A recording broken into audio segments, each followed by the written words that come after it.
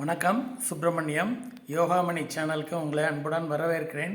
இன்றைக்கி சமையல் குறிப்பில் நம்ம பார்க்க போகிறது பாசிப்பருப்பு ரசம், பருப்பு சாறு எப்படி செய்கிறேன்னு பார்க்கலாம் வாங்க. அனைவருக்கும் அன்பு வணக்கம். திருமதி சுப்பிரமணியம். சமையல் குறிப்பில் நம்ம இன்றைக்கி பார்க்க போகிறது செய்ய போகிறது பாசிப்பருப்பு ரசம்.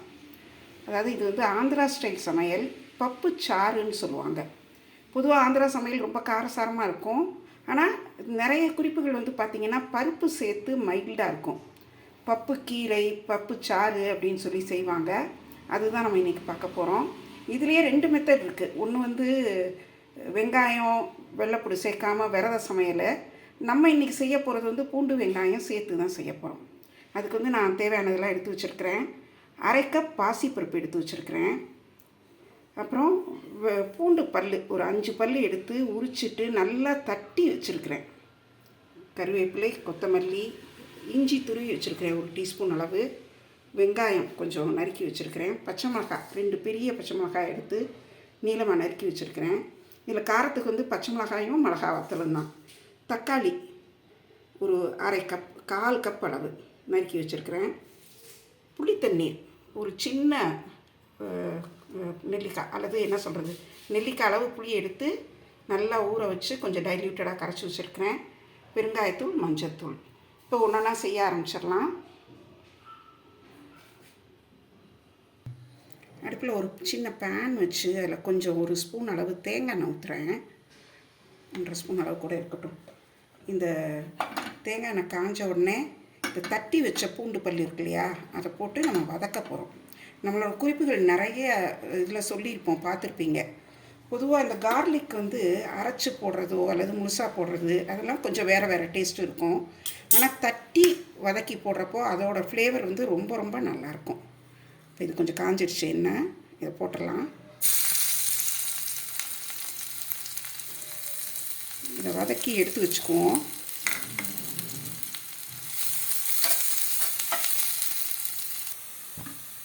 நல்லா முருகலாக வதங்கிடுச்சு. இதை ஒரு பக்கம் வச்சுட்டு அடுப்பில் குக்கர் வச்சிடலாம். குக்கரில் நல்லா ஒரு 2 கப் அளவுக்கு தண்ணி ஊற்றிருக்கிறேன்.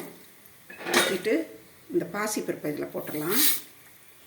அடுத்து ஒன்றா சேர்த்துடலாம். நம்ம துருவி வச்ச இஞ்சி அதை போட்டுடலாம்.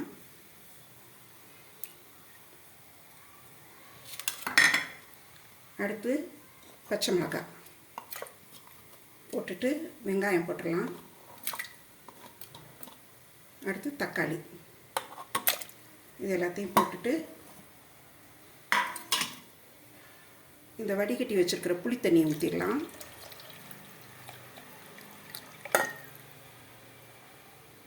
வச்சுட்டு இந்த வதக்கி வச்சுருக்கிற பூண்டு பல் இருக்கு இல்லையா, தட்டி வச்சது, அதையும் இதில் சேர்த்துடலாம்.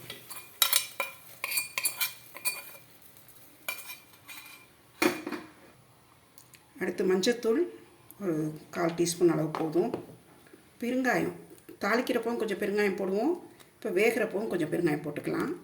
இதில் இப்போ உப்பு போட வேண்டாம், ஏன்னா உப்பு போட்டால் வேகாது சில சமயத்தில். அதனால தான் கொஞ்சம் கருவேப்பிலை இப்போ கிள்ளி போட்டுருவோம். இதோட தாளிக்கிறப்ப இன்னும் கொஞ்சம் கருவேப்பிலை போட்டுக்கலாம்.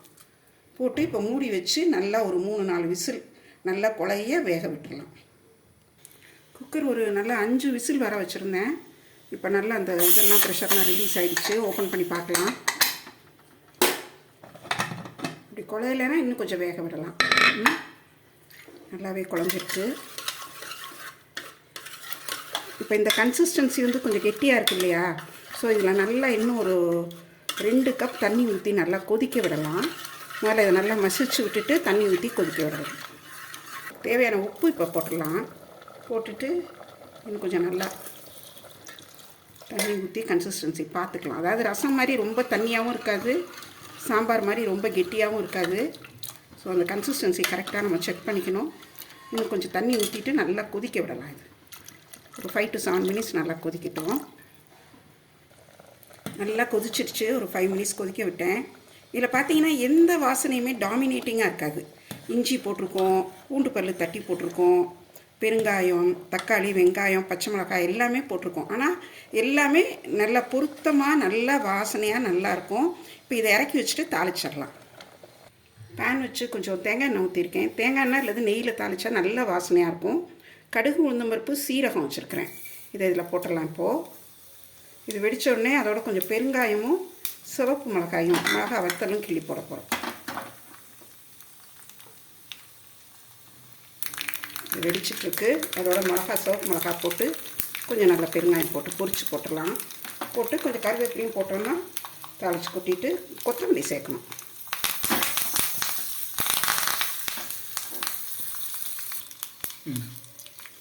இதை தாளித்து கொட்டிடலாம்.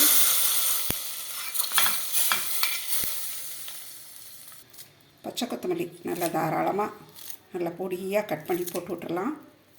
போட்டு சுட சுட சாத்தில் ஊற்றி இது சாப்பிட்டோன்னா நல்ல டேஸ்ட்டாக இருக்கும். நல்லா ஜீரணம் ஆகும், வாசனையாக இருக்கும். ஏற்கனவே நான் சொன்ன மாதிரி இதில் பூண்டு வெங்காயம் சேர்க்காமலும் செய்யலாம். அது ஒரு நாளைக்கு நம்ம சேனலில் செஞ்சு வீடியோ எடுத்து போடலாம். இப்போ இதை பரிமாறுறதுக்கு எடுத்து வச்சிடலாம். சுவையான பாசிப்பருப்பு ரசம், பப்பு சாறு தயாராகிடுச்சு. இந்த குறிப்பு உங்களுக்கு ரொம்ப பிடிச்சிருக்கும். செய்து பாருங்கள். உங்களோட ஃபீட்பேக்ஸ் கமெண்ட்டில் சொல்லுங்கள். இந்த வீடியோவை லைக் பண்ணுங்கள், ஷேர் பண்ணுங்கள். எங்கள் யோகாமணி சேனலுக்கு சப்ஸ்கிரைப் பண்ணுங்கள். நன்றி, வணக்கம்.